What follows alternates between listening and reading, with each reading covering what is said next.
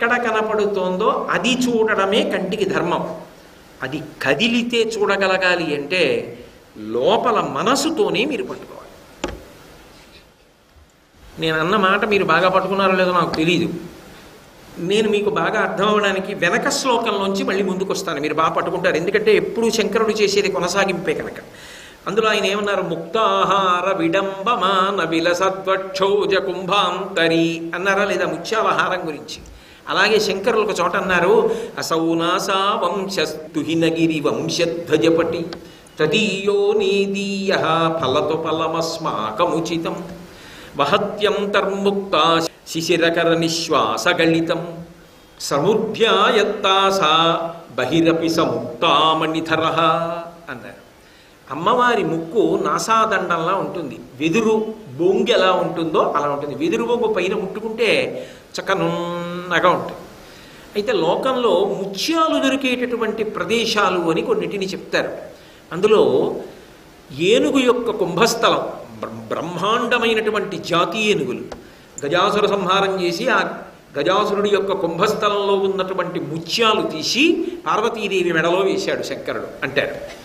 కాబట్టి ఆ ముత్యాలు దొరికే ప్రదేశాల్లో ఏనుగు కుంభస్థలం ఒకటి, సముద్రం ఒకటి సహజంగా అందరికీ తెలిసి ఉన్నది.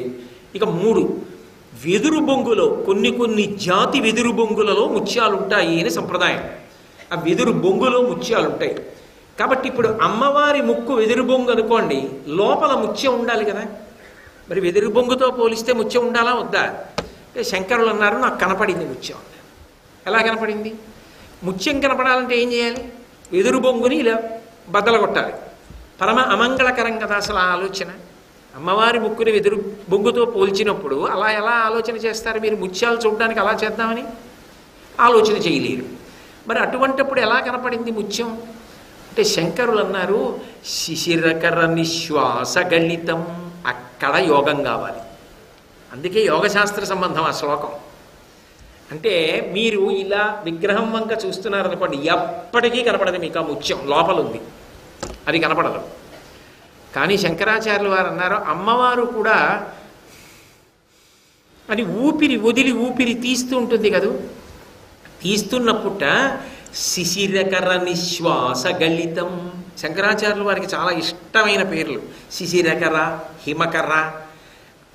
ఆ పేరు ఎక్కువ వాడతారు ఆయన చంద్రుడికి. శిశిరకర చల్లతనం ఎటువైపు ఉందో, చంద్ర సంబంధం ఎటుందో అటు ముక్కు రంధ్రంలోంచి ఆ ముత్యం ఒకసారి ఇలా పైకి వచ్చి లోపలికి వెళ్ళిపోతుంది. మరి ఊపిరి అని వదిలితే కొద్దిగా ముత్యం బయటకు వచ్చింది అన్నప్పుడు లోపలికి వెళ్ళిపోతాం.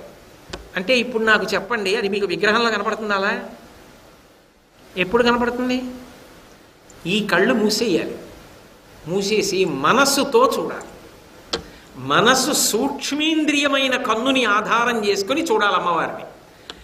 ఆవిడ ఊపిరి తీసి వదులుతున్నప్పుడు చూడాలి. అయితే శంకరాచార్యులు వారు కుడి ముక్కు రంధ్రంలోంచి వస్తోందని ఎందుకు రాయిలే?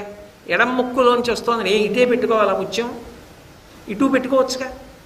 మరి ఇటు పక్క నుంచి వస్తోందని ఎందుకు చెప్పారు? అది యోగం. సర్వం శ్రీ ఉమామహేశ్వర పరబ్రహ్మార్పణమస్తు. స్వస్తి.